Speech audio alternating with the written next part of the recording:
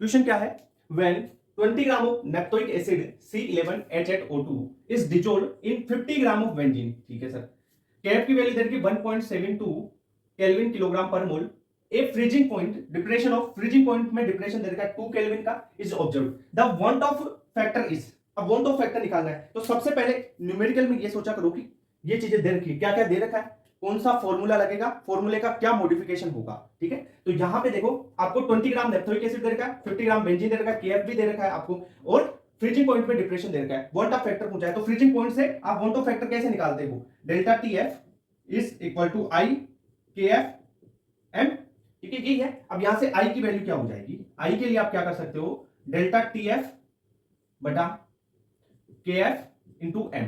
अब देख एम है, एम की वैल्यू क्या होती है भाई, एम क्या होता है, यहां पे लिख देता हूं, एम होता है तुम्हारा वेट ऑफ, बी है सोल्यूट, ठीक है, वेट ऑफ सोल्यूट इंटू 1000 बटा क्या हो जाएगा, molar mass of solute into weight of solvent. ए क्या है सोलवेंट, बी है सोल्यूट। ठीक है, फॉर्मूले में रखो I is equal to delta T F, ठीक है सर, बटा के एफ।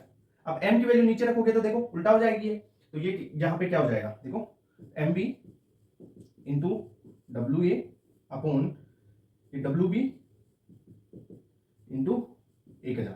अब डब्ल्यू बी क्या, वेट ऑफ सोल्यूट, देख दो वेट ऑफ सोल्यूट कितना है, यहाँ पे 20 दे रखा है ना, 20 ग्राम ऑफ नेप्थोइक एसिड, और सोल्वेंट क्या है 50 ग्राम बेंजीन है, लगा दो। तो डेल्टा टीएफ कितना दे रखा है तुम्हारे को, यहाँ पे लिख देता हूँ नीचे दिखेगा नहीं इधर, तो 2 दे रखा है इंटू एम बी दे रखा है 172 दे क्या रखा है, देखो निकाल लो।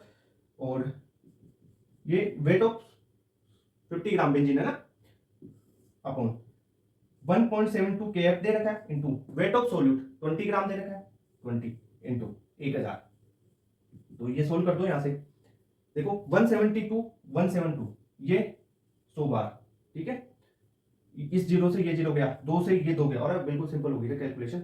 तो ये इस 2 जीरो से ये 2 जीरो गई, यानी 0.5 आ गया। आई की वैल्यू कितनी आ गई 0.5। क्लियर बात, सॉल्यूशन बिल्कुल सिंपल हो गया इसका तो।